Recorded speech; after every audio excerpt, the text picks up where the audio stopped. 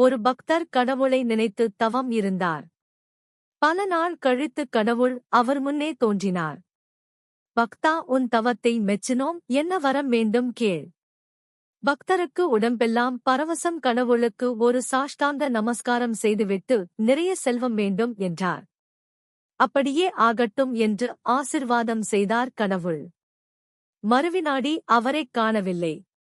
ஆனால் செல்வமும் கிடைக்கவில்லை. பக்தர் குழம்பிப் போனார். ஒருவேளை நாளைக்கு கிடைக்குமோ என்று யோசித்தபடி வீட்டுக்கு வெளியே வந்து திண்ணையில் உட்கார்ந்தார். எதேச்சையாக தெருவை பார்த்தால் அங்கே ஒரு பெட்டி கிடந்தது. அக்கம் பக்கத்தில் யாரையும் காணோம். ஆச்சரியத்தோடு அந்த பெட்டியை நெருங்கினார். பக்தர் திறந்து பார்த்தார். உள்ளே முழுவதும் தங்கம், வெள்ளி, வைர நகைகள்.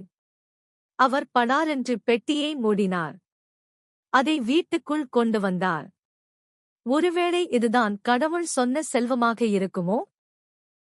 இது அநேகமாக யாரோ திருடிய சொத்து. நான் இதை விற்று பணமாக்க முயற்சி செய்தால் போலீஸ் என்னை பிடித்து உள்ளே போட்டுவிடும் என்றும் அவருடைய உள்மனது சொன்னது.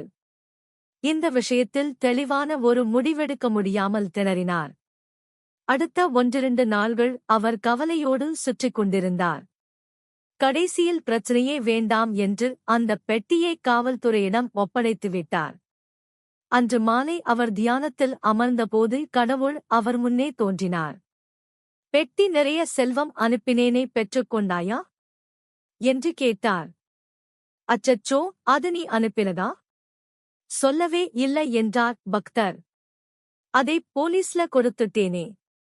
நீதான் அந்த பெட்டி கைக்கு வந்த பிறகு தியானமும் செய்யவில்லை, தவமும் செய்யவில்லை, ஒரு நிமிஷம் கண் மூடி நிற்கக்கூட இல்லை என்று சிரித்தார் கடவுள்.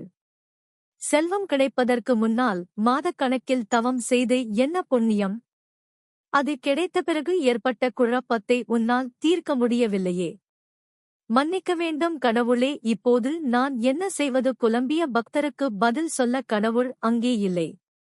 தியானத்தை ஒரு வாழ்க்கை முறையாக கருதுவதுதான் ஜென்.